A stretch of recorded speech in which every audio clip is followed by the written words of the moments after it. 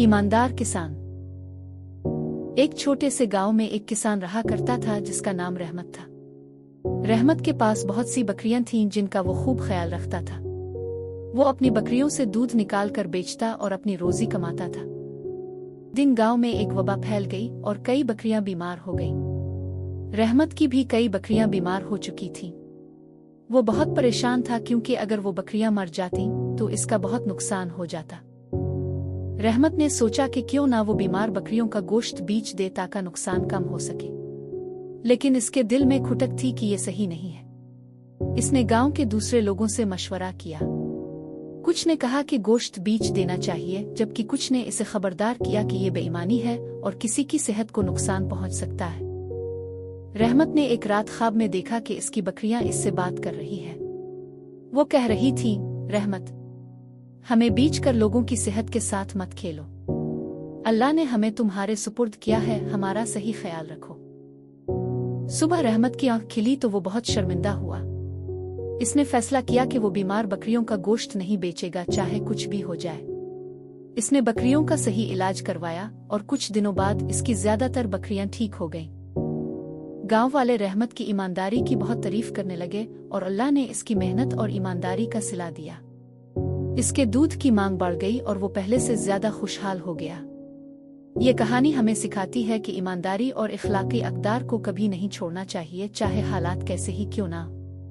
ये कहानी हमें ये भी याद दिलाती है कि वक्ती फायदे के लिए दूसरों की सेहत और जिंदगी के साथ खेलना एक बड़ा जुर्म है। ईमानदारी और इखलाकी जिम्मेदारी हमेशा सबसे ऊपर होनी चाहिए। चोरी का बकरा और ईद। ये कहानी चोरी का बकरा और ईद एक छोटे से गांव की है जहां लोग ईद उल अज़हा की तैयारियों में मसरूफ थे।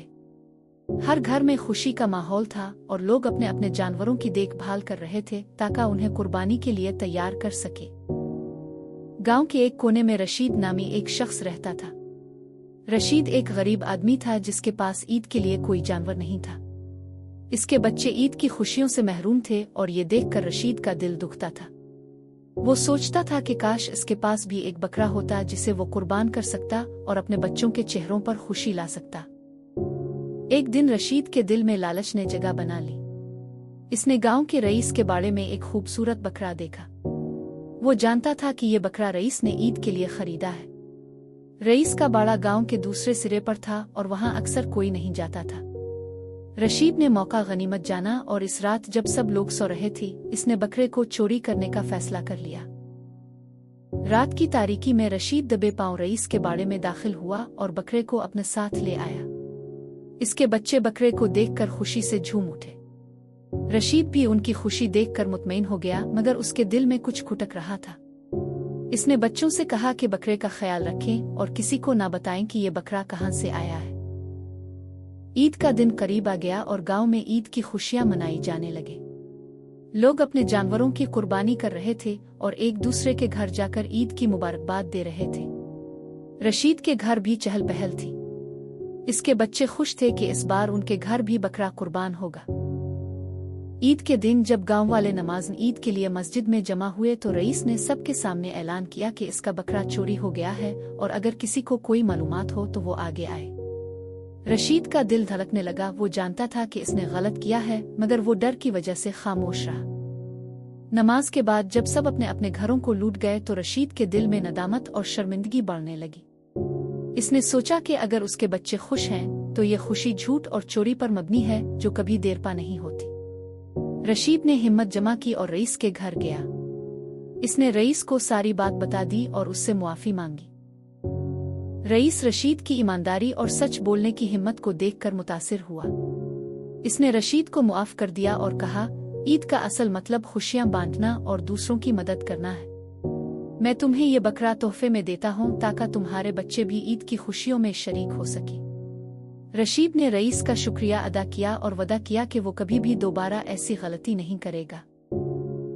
इसने अपने बच्चों को भी समझाया कि ईमानदारी और सच्चाई की राह पर चलना ही सबसे बेहतरीन रास्ता है। ये कहानी हमें ये सिखाती है कि गलती को तस्लीम करना और उसकी मुआफी मांगना एक बहादुरी का अमल है। सच्चाई और ईमानदारी हमेशा फायदा देती है और लालच के बजाय एक दूसरे की मदद और खुशी में शरीक होना ही हकीकी खुशी का बाइस बनता है। ईद का दिन खुशियों और कुर्बानी का दिन है। इस दिन हमें चाहिए कि हम लालच से दूर रहें और ईमानदारी और सच्चाई के साथ जिंदगी गुजारें। जो खुशियां हम दूसरों को देते हैं वही दरअसल हमारी अपनी खुशियों का बाइस बनती है। रशीद की कहानी हमें ये सबक देती है कि ईद की खुशियां हकीकी तौर पर तभी मुमकिन है जब हम दिल से ईमानदार और दूसरों के लिए खैरख्वाह हों।